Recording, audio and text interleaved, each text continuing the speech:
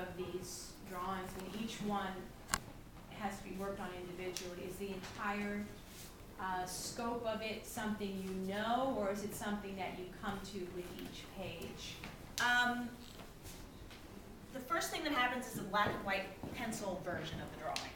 So all the panels are sort of laid out, and I begin drawing with a pencil, and there's potential for change and erasing and sort of reconfiguring what the action is going to be. And after that's established, then the color comes in.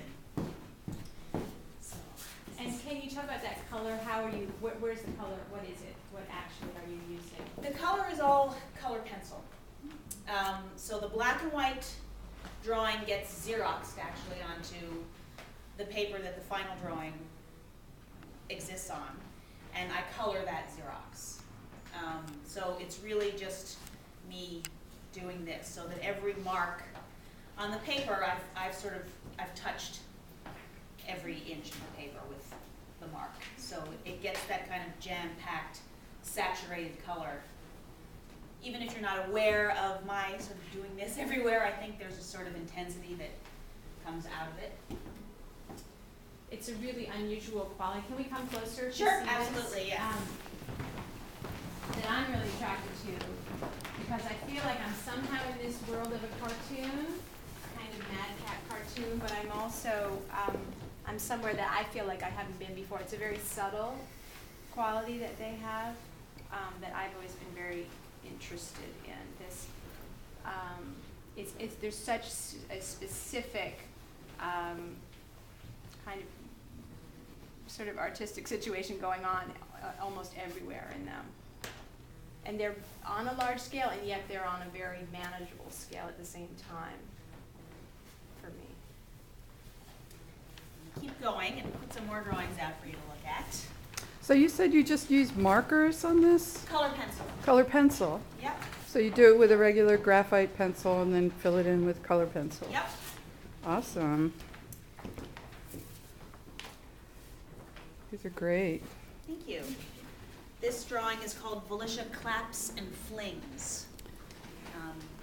Claps and flings? Claps and Flings. I got the title from something I read about how butterflies move, how they figure out how to get from where they're going, which is completely intentional, but they have a spastic way of doing it. You know, they know They that they're going to clap arrive and over there, but fling. they go, you know, but they know exactly what they're doing. And it's called Claps and Flings. So that reminds me of the way Volitia moves.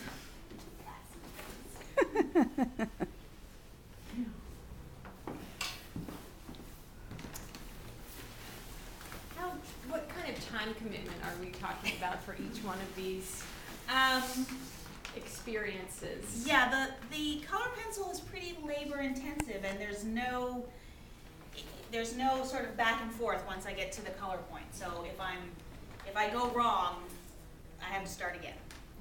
So you know, I'd say about a month, you know, for one of these long drawings.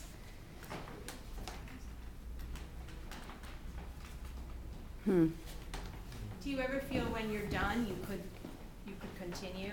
There's a sense that it maybe Keeps even moving. Yeah, it's moving off from both sides, and Right. perhaps even off the top and bottom too while we're at it.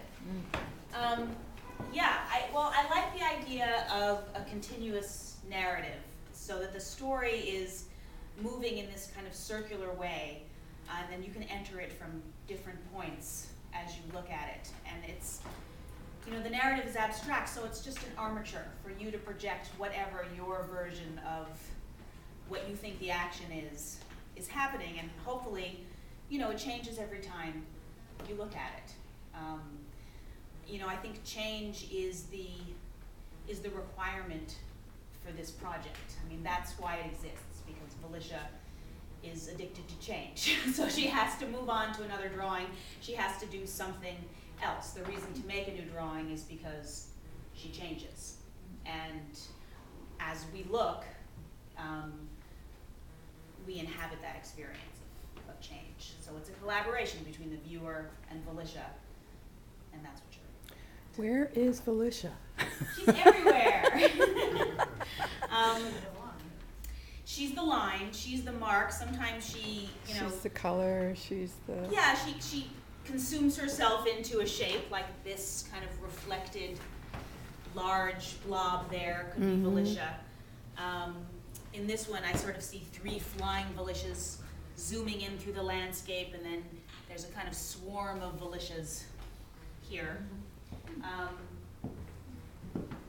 At the Metropolitan Museum, there was just an exhibit of Ghiberti's, 3 of Ghiberti's panels from the Gates of Paradise. And there was Wow. Adam and Eve, and David and Goliath was there. And you know, the idea in one panel that there are several moments of the story going on simultaneously. That's something I'm definitely interested in, that idea that the story is moving in many ways at once, and that Volitia is seen again and again in the same drawing. Sort of like a novel, like writing a novel. Yeah, yeah.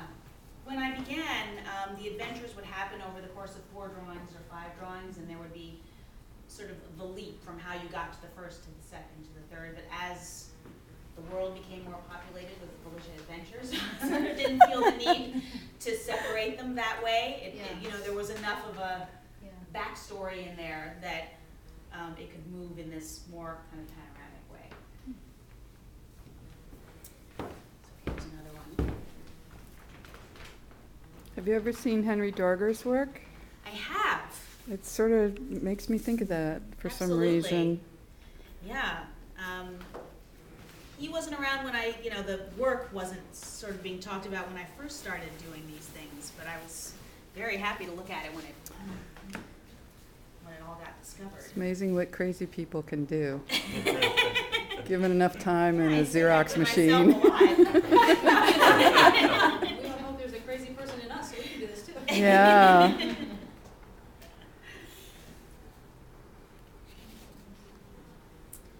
These colors are great. Thank you. I love them.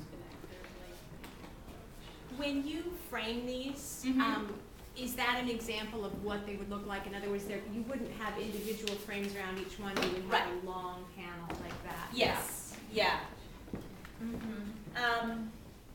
Yeah, the panels, you know, it's kind of a reference to animation cells or film. Totally. And I think it sets up a kind of rhythm that it's interesting to work against in this idea of circular narrative. So I like to keep the panels there. Also for the practical reason that, you know, if I go wrong on one panel, it's only one panel. It's not the whole 90 inches of drawing that I have to begin again. This one is called Volitia Causes Meltwater.